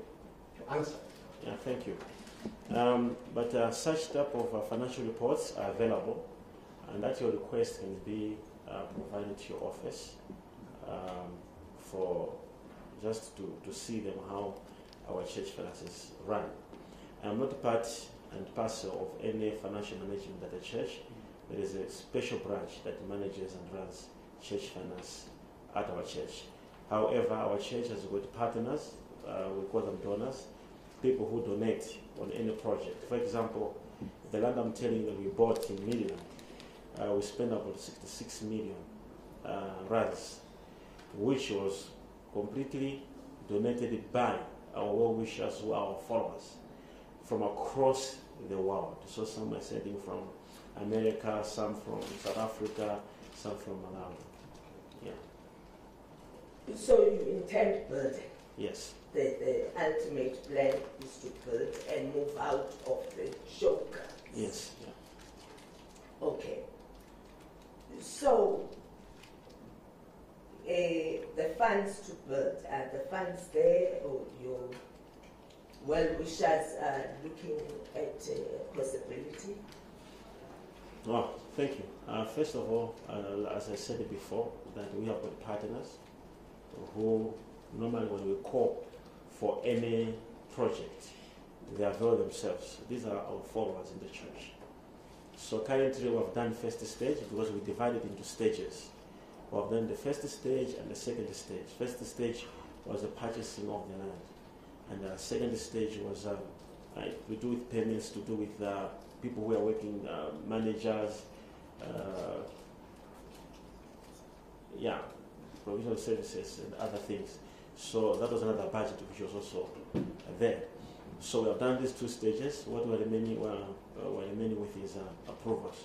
Once we get approvals, because we cannot, raise those funds now in advance before approvals. When we get approvals, then we cannot take it to our followers, our partners over the world, well-wishers who now partner in the construction of the church. I might take you to something you said earlier. I think one of you said about the Metro issuing a media statement around the church not being compliant. This was broadly covered by the media, that the church is not compliant. And you said it was fake news. How did that happen?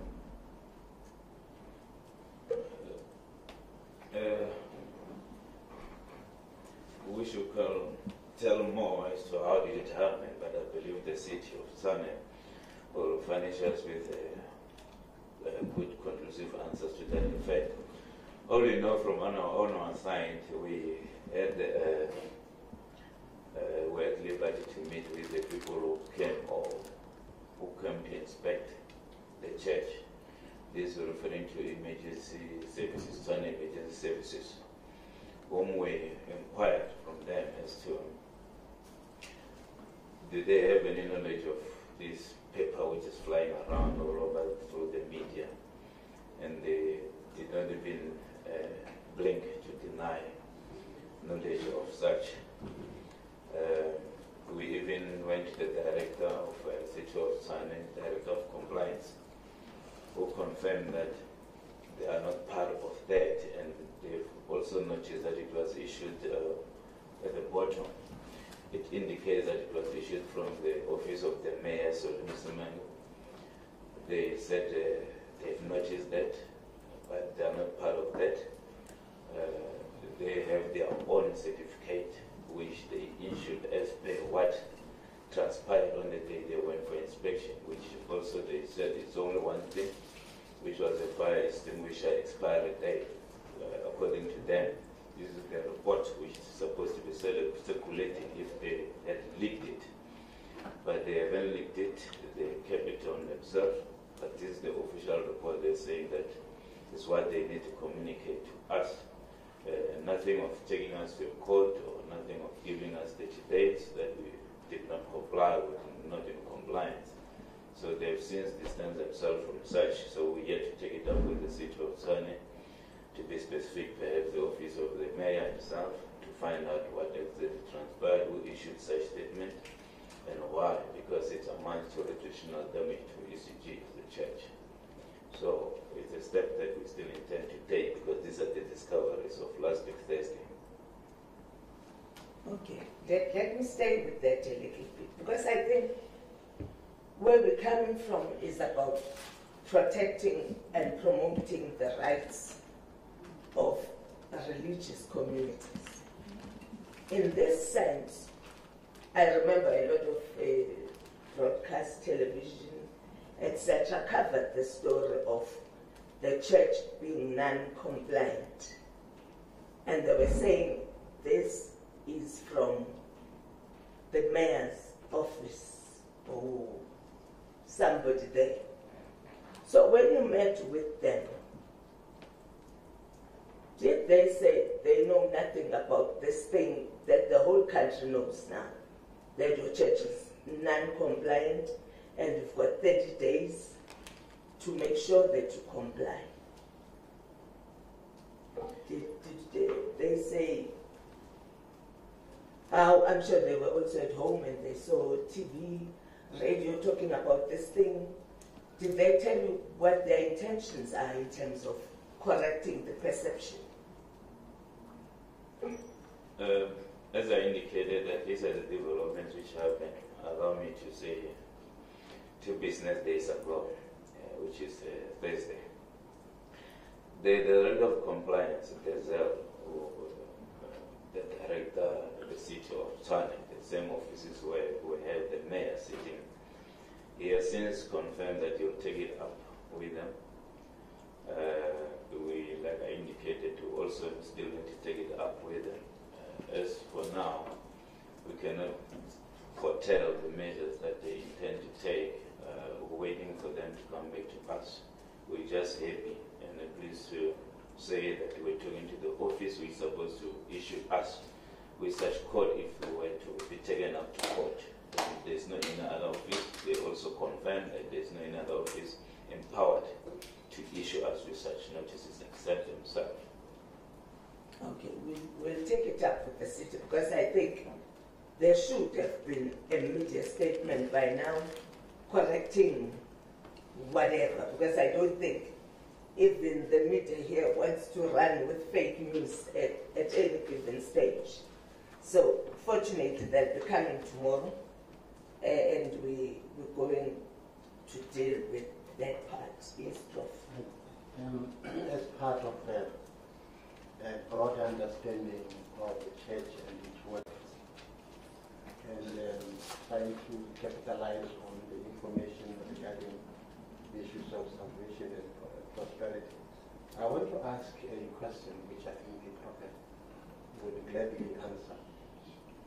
In your view, what contributes the exponential growth of the church from 15 to 1 million now? Now, what products are you selling, or what programs are you offering? All right. Generally, we offer leadership trainings, and I normally say that I'm a leader, And being a leader, I also have to produce leaders. We have systems in place that I have created, which are basically they produce the leaders. And for anything to grow, it needs leadership. So much of what we do at the church for the growth of the church is much to do with, first of all, the leadership. We provide a lot of leadership to our followers, to the youth, to women, to men's department. Not only that, but also the preaching, which I preach is a preaching of hope. It's a preaching of forgiveness. It's a preaching that leads people to understand how much God loves them, which every preacher preaches in the country. But it is through this preaching plus the combination of leadership training that makes this spontaneous growth of the church. As I speak to you, in Pretoria alone, we have about 10,000 leaders only in Pretoria. So, which I was meeting them yesterday to plan about what should we do to tackle issues to do with what Sanko has raised. Because we have engaged Sanko past week. We had discussions with Sanko, trying to come back to sit together and make sure that what are their concerns and what are our concerns, and how can we meet together and end this problem together.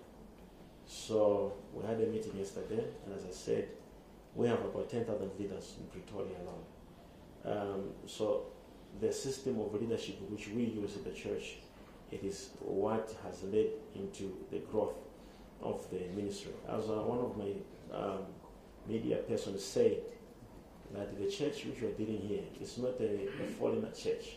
It's not actually of a foreigner. This church, the directors of it are South Africans. This church is owned by South Africans. This is a church for South Africans.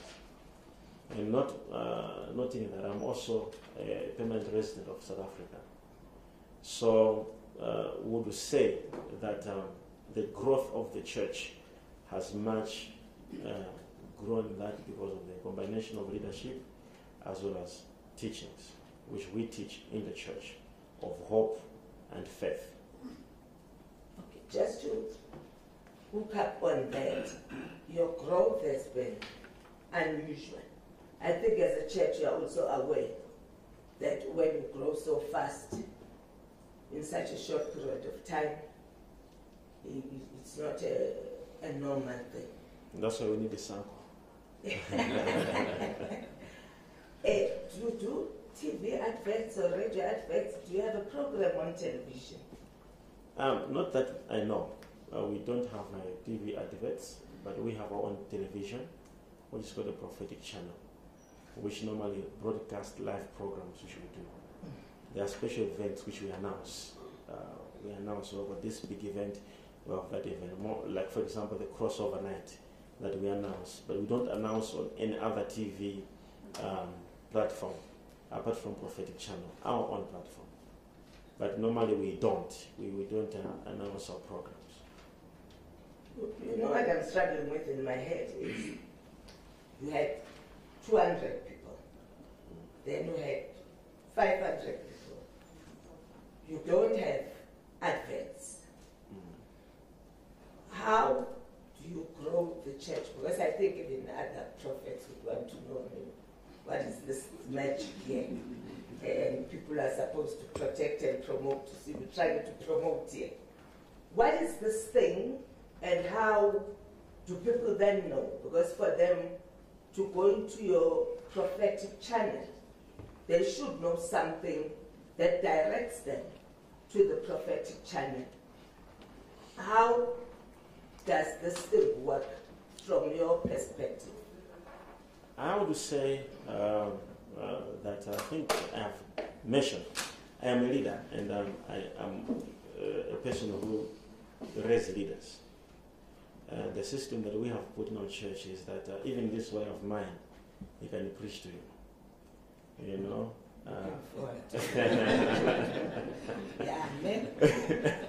Yeah, so our leadership trainings have made the growth of the church, because as I said before to you, to say that people in our church, they don't follow miracles. You know, some people think because miracles happen, healings happen, then the people go there following miracles. I would tell you, no, that's not true.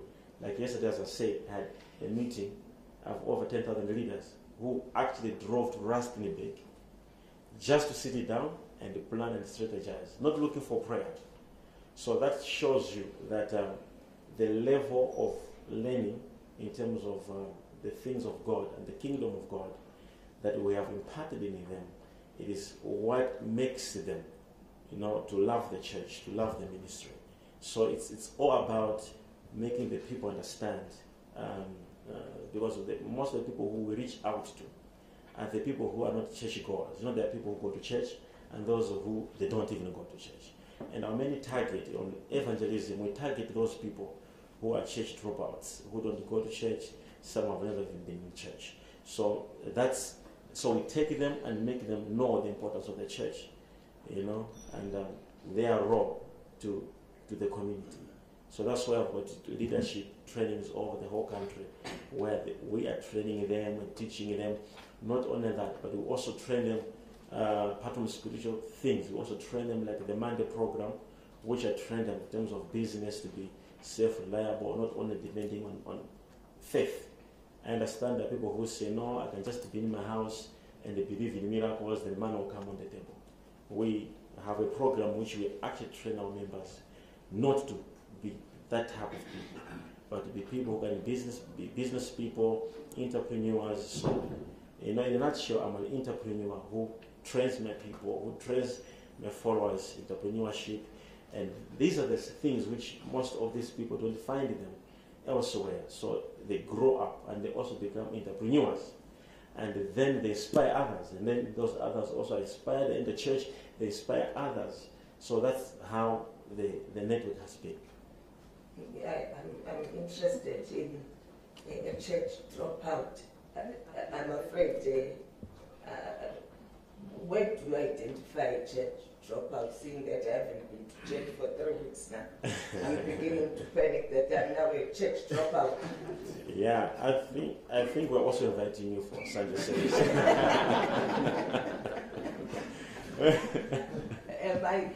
What is a church dropout?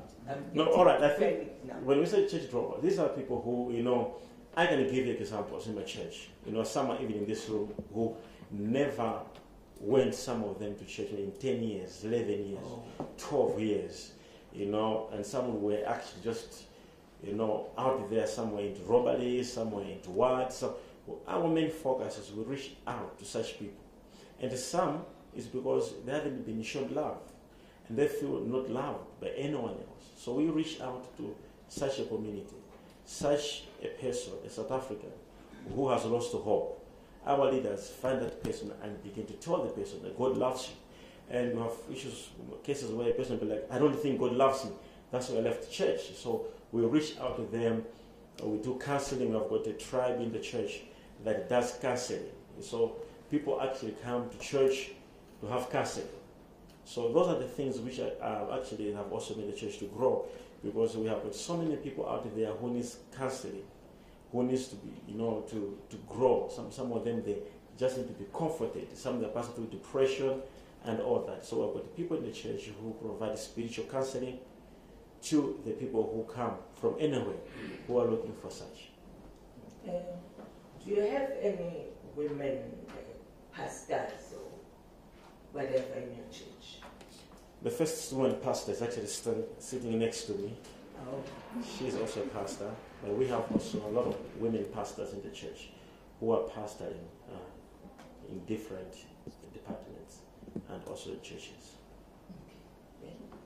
Maybe my interest is in the beginning you talked about your church boosting the economy in terms of the religious tourism. Can you take us through religious tourism? These words are coming from you. One might not know what's religious tourism. Religious tourism is simply a term used to explain about the tourism which is attracted by religion. As our church programs, we have a program called International Visitors. We had actually one yesterday at one of our hotels in Rustenburg. International Visitors Program, these are people who come from different countries who would like to come and receive a prayer. Some are sick, some they're looking for just spiritual upliftment, so on and so forth. So we do receive people from America. Yesterday we had about 56 countries represented from different countries, 56. We talk about America, South America, Central America, Guyana, all those countries, they come for prayers. So as we said, that the research which was made by one of the lecturers in Pretoria indicates that these visitors, normally, I'm not talking about people who just come to pray from other countries. I'm talking about the registered international visitors who register. Noting that every week we've got thousands of international visitors who just come to worship with us, not registered. They just come to sit, worship after service, they go home. But those who register, these are those who are coming from different countries, America, more especially far countries, some even South Africans who also just feel like, I want to be part of the International Visitors Program, which is up 3 days. So they normally stay at in hotels in Pretoria, where they are accommodated there. They pay a certain amount of money, which media always confuses with they are paying to Prophet Bushiri. But they pay a certain amount of money, which includes their transportation from the airport, food, accommodation, and any other thing that can be needed for them. So when they come from different countries, they are accommodated in these hotels. Southern Sun in Pretoria, almost many of the hotels in Pretoria. So, as I said, tourism, you can see that they are coming to Pretoria. Some they come to South Africa to look for animals, some they Table Mountain, but these ones are coming to seek religion. So hence, religion tourism being mentioned here. So they come there, they spend their money there. Remember, they have to pay for hotels where they're sleeping. They have to pay for food. They have to pay. So these are what we are trying to say that is boosting the economy. Not only that, job creation in Pretoria has boosted since we are in Pretoria. We have hundreds, if not thousands, of people that have to be transported from one place to another place. Now, we're talking about taxis there. We're talking about buses there. That's accommodation. Now, if you look at tourism creates about 7 jobs, 7 jobs. One tourist, it creates 7 jobs. One from the airport, you see. The one who picks the person is paid there to take the person to the hotel. There's a cleaner there in the hotel. There is a waiter there. There is, so you look at the whole network from there to church. So you can see that a lot of tourism has been positively affected in Pretoria due to religion tourism. Maybe Mapunas will conclude with how much does it cost to have one-on-one with with the prophet, since we know that people allegedly say you pay 7,000 to 25,000 on one another. Is it that true or not? Those are speculations. If not, anyone sees you without any payment. Actually, we are having this meeting without any payment. So,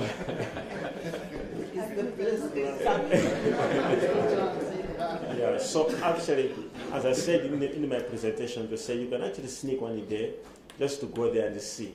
I pray for people for free. There's no any person who would come out to say, for me to be prayed for, I pay this amount of money. Remember what I said. There is International Visitors Program. This one is only for free. Why is it not for free? Because you are supposed to sleep for 3 nights. You are supposed to eat for 3 nights. You are supposed to eat for 3 lunches.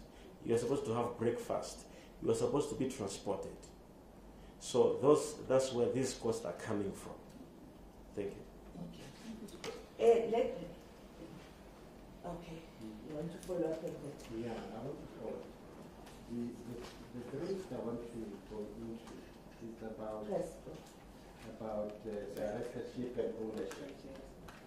Sorry to just interrupt. I wanted to request if we could be allowed for the prophet to use the bathroom for a few seconds. Oh, yes. Let's take 5. Okay, thank you so much. Awesome. Good to see you.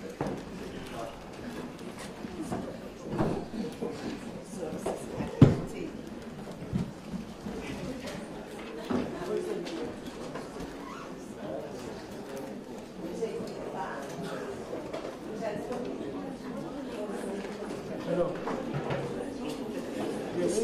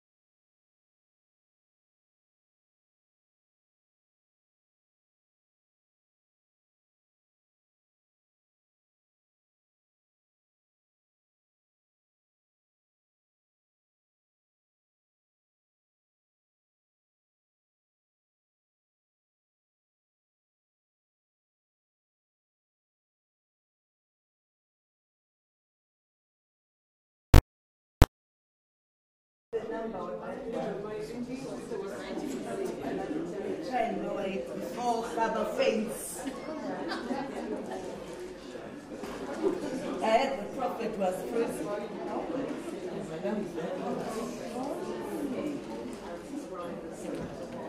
I should have asked him to bring his blanket.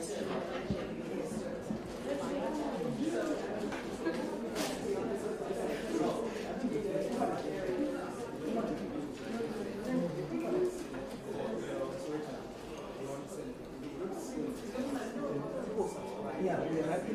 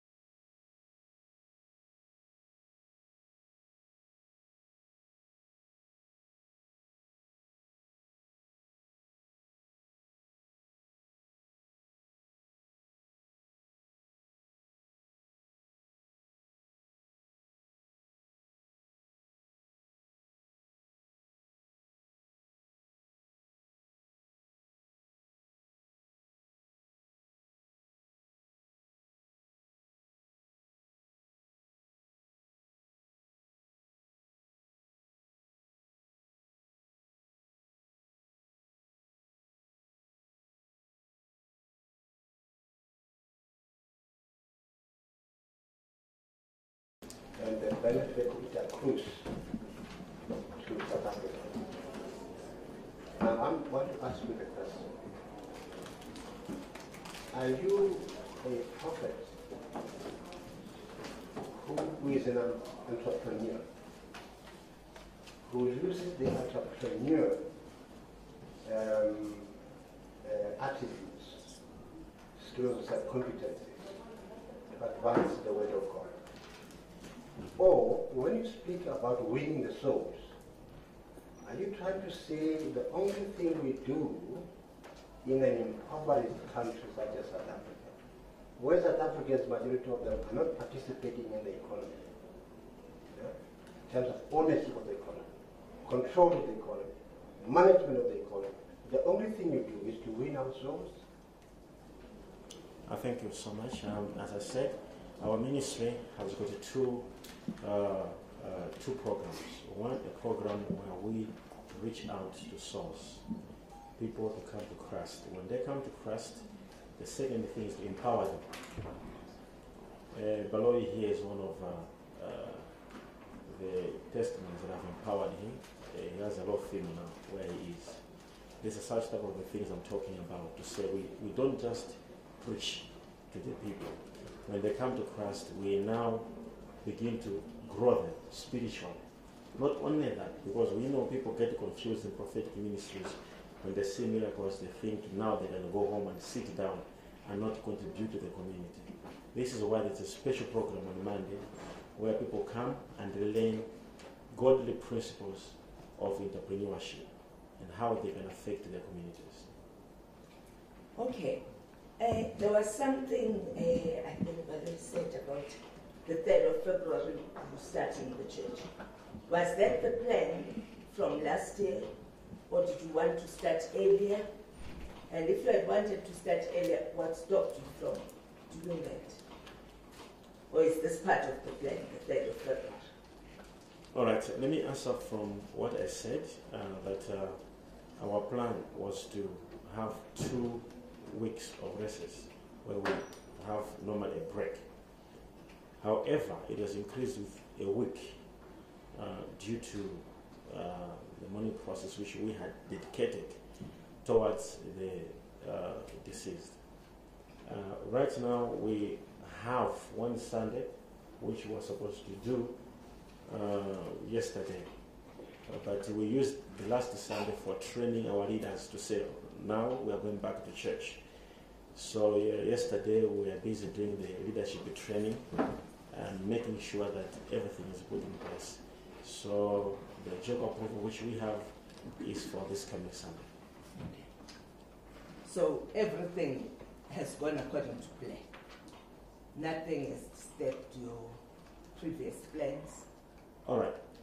It's not according to the plan, as I indicated. But our plan was for 2 weeks. But due to the incident, that's why we had to extend. Yes, our plan was to open the church on the 20th of February. Okay. Of January, sorry. Okay, so the city has issued you with the compliance certificate. I think that Baloi can answer that question.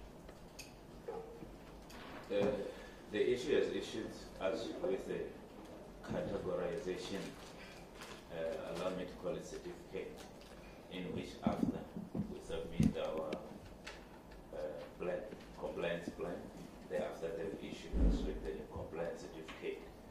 I think that meeting is going on now as we speak, but it's normally not much of a hassle to get the certificate. It's normal procedures, maybe as the checklist that he was referring to. It's a matter of ticking. Otherwise, for now, we have the categorization to say for the 3rd we may proceed. We'll have the certificate issued sometime this week. Okay, and what is your level of risk? Level of risk still the same, it's medium risk. Okay. Is this not an admission that you did not comply before? Or is this a new form of compliance after the event, after the occurrence? Because I mean there was an argument with regard to initially you did not comply. Initially you did not comply. Now you're going to go through another form of compliance. Is this a negation of the previous one, or is just a process going forward? It's by no means an admission of non-compliance. It's normal procedure. We go through this every year. We go through this every month. Every week. So, so yes, even every week sometimes, and sometimes even per event, depending what kind of event we have. So this is the normal process. We switch. Nothing is regular. Okay, as we go towards wrapping up, do you have a church in Malawi? Yeah, we have a church. It's also one of the places we have the biggest forum in Malawi. Recently we had a big conference in Malawi where there are over 45,000 people attending the conference. So we have a very big church now. In Botswana, what's the situation in Botswana? In Botswana, it's I understand now everything is sorted in Botswana, but they had a small problem in terms of solving their constitution in Botswana is different with South Africa. So they had a problem in terms of how they should incorporate the prophetic church and the constitution of Botswana. But I understand that they have put it in a way they're supposed to, because I had instructed some of legal people in Botswana to help them, because it runs independently. Our churches in every country, they run independently. So it was the independent affairs of Botswana in terms of making sure that the church has been registered under the laws of Botswana. So I think what they did was they took the constitution of ECG South Africa and they wanted to use the same one in Botswana. So there was a problem of registration until they have put it in the way that they were supposed to put it. So for now, I understand everything is okay. Okay, so you're free to go back to Botswana, or the church to operate in Botswana? The church is operating actually already in Botswana. Okay. Is the church dependent upon your presence, or it can run without you? Suppose you decide, I'm going to stay in New Zealand and not come to South Africa. Would the church still have the same character which you have formed? Yeah, I think from what you have heard me saying, that we have got branches across the country and home cells across the country. From my records, we have got over 1,000 branches. That's branches and home cells. And that tells you that it's an independent church. You see, branches means they go to church without me being inside, and they knock off without me being inside. So the church on its own is running. It's an organization that is running. As I said before, that I am a leader who raises leaders. So it's all about understanding the system that we have put in place. As I'm speaking to you now, there's ECG Cape Town running. There's ECG Durban running. Right now, as I'm speaking to you, yesterday I had a service in Randburg, in different places of South Africa. So the church is completely independent by the structures and systems that are put in place. Okay, are there any questions from the church? We are allowed to ask us a question. I have a question. Yes. My question is to understand one thing. Why our church is sidelined from the benefits of the community. Two, why are we not feeling being part and parcel of the community from the SANCO? Because we understand that SANCO is there for us to protect the community. And the church we're dealing with here is a community. As a community, as I've said it before, we are having problems in service delivery, which is one of the priority of SANCO, to make sure that every community has got the service delivery being provided fairly. And secondly, I as a person, I also look for the protection, the benefits of SANCO. I have got personal properties in this country, and the SANCO protects such type of people who have got personal properties in the country. I understand that from the SANCO objectives, that it's their responsibility to protect, citizens. I would ask to say, why is our church being referred as something illegal or something that does not deserve the SANCO attention and the city attention? Because as I've said, we comply with the city, and we deserve to have the, even if there's no police, but at least just a patrol where they just come to move around, and there's not a relationship with the community as well as the municipality. We don't have those benefits. We have got great traffic happening there due to so many people, and the municipality is aware of that. But we have no any, that such put in place. So our question is, what will CRL do for us as a church to help us to mediate with the SANCO as well as the city, to make sure that we are on the same table? I know with the SANCO have gone so far in terms of discussions, but we also request the CRL to also request the SANCO that they should understand that we are part of the SANCO, we are the community that they fight for. We deserve the same benefits and the protection from the SANCO. And it's our request to say, would CRL help us and intervene on the subject matter, as well as also the SANCO also intervene on this matter, because we don't want to look like the community is fighting with us. Well, we are that community. At the very same time, we don't want to look like we did not do what SANCO told us to do. Yet, prior, we never had any request or any formal letter from SANCO. So we just want to find out how can we work hand in hand well with the SANCO onwards. Since now you're mediating, but after that, the aftermath of this mediation process is what matters. But otherwise, it will be nothing. After the mediation, we want to work with the SANCO. We want SANCO to know that they are part of us and we are part of them. We are the community. And as I said before, that we have a lot of people, and these are coming from Pretoria community, the majority is from Pretoria community. And they deserve also to have the same benefits and the same protection, just as any community member of Pretoria deserve it from SANCO. Thank you. Okay. We'll pass on the message to SANCO. We'll meet them now. But maybe from the CRL Commission, we should ask whether you feel abandoned by the CRL Commission, so to speak. I would say yes, I would say no.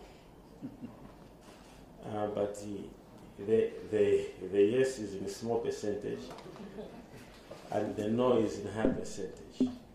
I would say this because of the following. Number one, on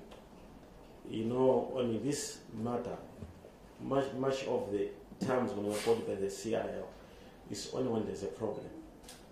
We would also like to be invited by the CRL, not only when there's an issue. It doesn't sound well for us, more especially for myself as a clergyman. I feel that I'm part of also the CRL. I feel, that I should be involved in any area that I should be involved. You do conduct trainings, you do conduct a lot of activities, but I think we are not, much invited to such. So we are also requesting the CRL to make us feel that CRL is not only there when there is a media thing or anything that is there that is a hassle. So we request the CRL also to be there for us, not only in problems, but also whenever we need training and lessons. Because some of the problems churches are committing now is because of lack of knowledge. You see, so CRL brought the laws how the churches must be governed and ruled. But without civic education, how will those churches before. Since I began to come to CRL, I've read so much that I feel because I don't like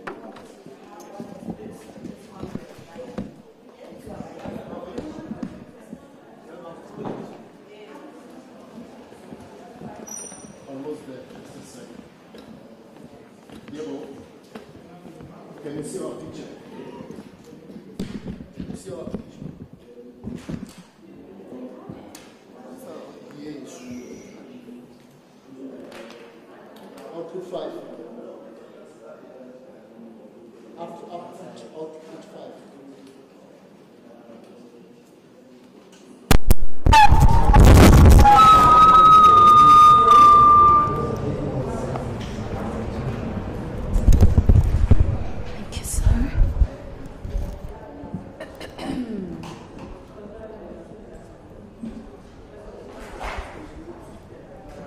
But it seems like they're about to finish anyway. So.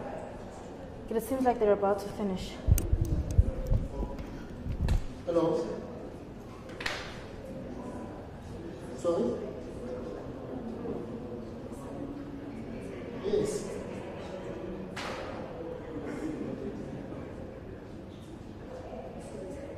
For me?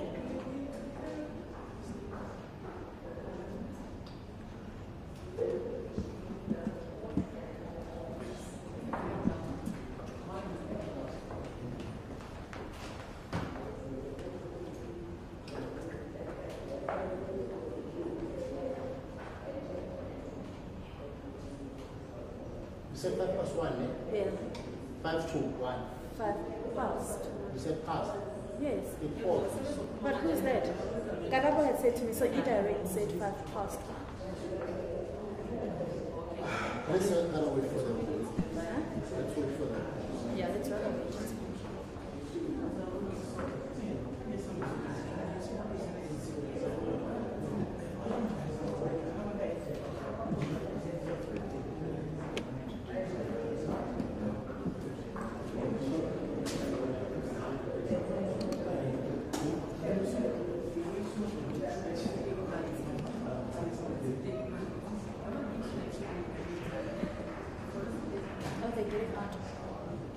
They're getting out. You just grab and leave it.